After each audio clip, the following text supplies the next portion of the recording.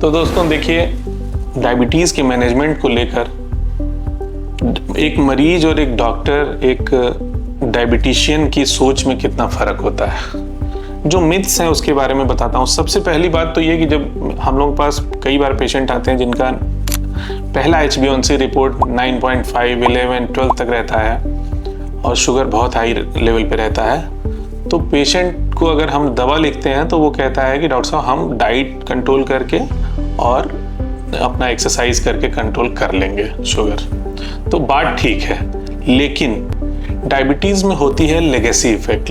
Legacy effect का क्या मतलब होता है कि आपका शरीर याद रखता है कि आपने कितने दिनों तक शुगर बढ़ा के रखा है। लेगेसी इफेक्ट बाद में कॉम्प्लिकेशंस में बहुत इंपॉर्टेंट है। ये पूरे ट्रायल्स हो चुके हैं इस पे, और ये प्रूवन चीज़ है कि शुरू में ही अगर डायबिटीज़ को कंट्रोल नहीं किया गया तो लॉन्ग टर्म में उसके कॉम्प्लिकेशंस होने के चांसेस ज़्यादा रहते हैं। तो एक मरीज़ सोचता है कि अभी तो हमें शुगर हुआ, अभी हम दवा शुरू नहीं करेंगे।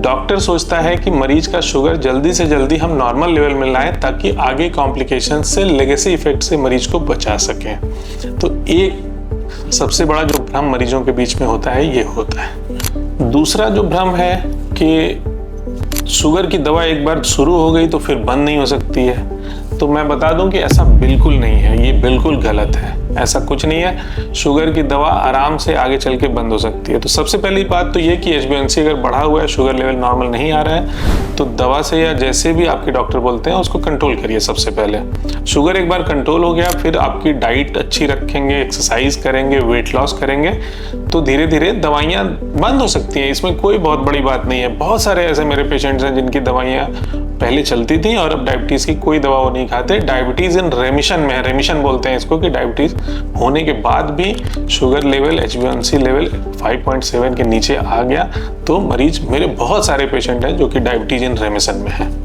तीसरी जो बात निकल के आती है मरीजों में, जो नए डायबिटिक पेशेंट्स हैं, उनको ये लगता है कि कोई ऐसी दवा डॉक्टर साहब दे दें जिससे मेरा शुगर एकदम से जल्दी से कंट्रोल हो जाए।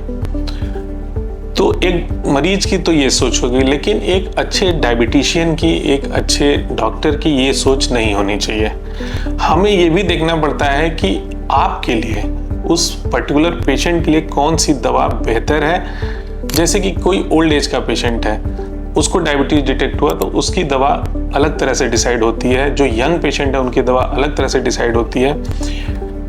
सल्फोनिल यूरियाज जो मेडिसिन होती हैं उनसे बहुत जल्दी शुगर कंट्रोल हो जाता है, लेकिन यंग एज में हम नहीं देते क्योंकि वो ऑलरेडी आपके एग्जॉस्टेड पैंक्रियाज को और एग्जॉस्ट करता है। तो यंग एज के डायबिटिक्स में हम लोग ऐसा कोशिश करते हैं कि ऐसी दवाइयाँ दें जो कि उनके शुगर को भी कंट्रोल करें और लॉन्ग टर्म में उनके हार्ट के लिए, उनकी किडनीज़ के लिए, सबके लिए बेहतर हो। तो एक मरीज सोचता है जल्दी शुगर कंट्रोल करना, लेकिन एक डॉक्टर को ऐसा नहीं सोचना है कि तुरंत केवल शुगर कंट्रोल करना मेरा टारगेट है। उसको ओवरऑल पेशेंट का प्रोफाइल देख के ही क्या दवा स्टार्ट करनी है ये डिसाइड करना होता है। तो ऐसे ही वीडियोस देखने के लिए मुझे सब्सक्राइब कर लीजिए और ऐसी ही जानकारियाँ लेके आगे आपके बीच आता रहूँगा। बहुत बहुत धन्यवाद।